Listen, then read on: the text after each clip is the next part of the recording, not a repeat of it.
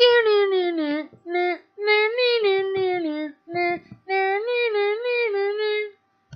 there, my name is Matthew Rogerson and welcome to Crash Course World History. Today we will be talking about ancient Egypt, a hotbed of booby traps, King Tut, and giant cat statues. But there is more to Egypt than all of that cool stuff. They built a flourishing agricultural society due to the success of the Nile River.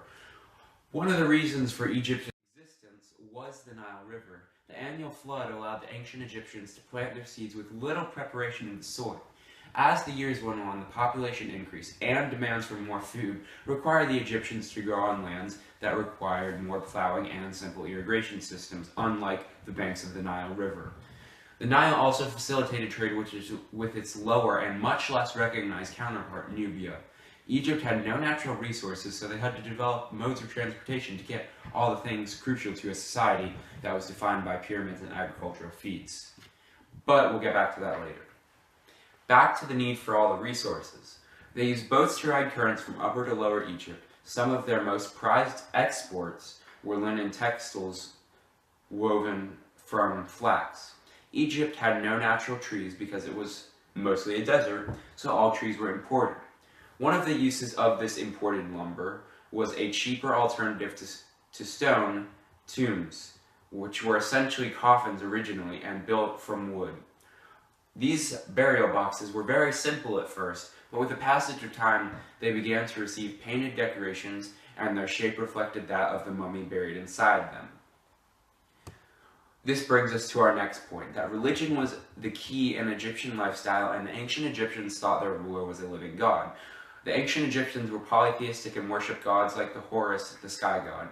They believed in the afterlife, which was seen as a continuation of this life, and really isn't that bad due to the fact that rulers were buried with all the things that seemed necessary in the afterlife, such as gold and guards and food. But anyways, a monotheistic cult erupted to the god called Aten.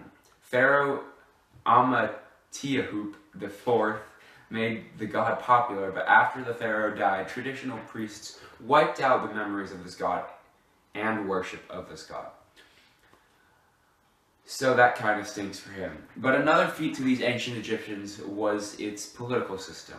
The influence of the divine ruler came from the eastern and central Sudan. Before the concept of divine rulers came along, Egypt was separated into small kingdoms. Menes, an official from Upper Egypt, first united Egypt by conquest and created a centralized state in which he was the Egyptian king, or a pharaoh. There, the idea of divine rulership came along, where the pharaohs proclaimed they were living gods and had control of everything. Ancient Egyptians had many structural feats along with being in control of everything as pharaohs. In their old kingdom days, the epitome of a pharaoh's divine rulership was shown in the pyramids that they created. The ancient Egyptians also created a system of writing called hieroglyphics, pictographs with symbols representing sounds and ideas. However, the choice of everyday writing was hieratic script, a cursive form of hieroglyphics.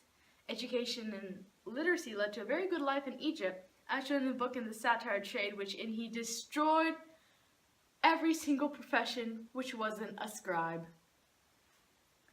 Religion was primitive hieroglyphics and allowed communication and trade between Nubia. They built boats that could go through the Nile River and even to the Red Sea, the Gulf of Aden, and the Arabian Sea. Even the Egyptians had accomplishments that were hundreds of years before their time. They still had a patriarchal society. However, ancient Egypt gave women a few rights, like the ability to own property.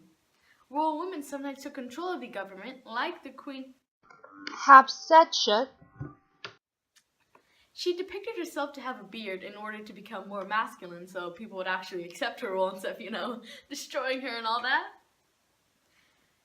Her tomb actually showed the influence of trade in ancient Egypt, as her tomb paintings showed apes, monkeys, dogs, panamere trees, which weren't common in ancient Egypt, but more along,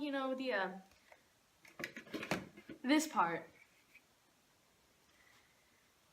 Social classes were also well defined. Peasants and slaves were at the bottom, and they supplied the hard labor. They also recognized pharaohs as the supreme central ruler and absolute ruler.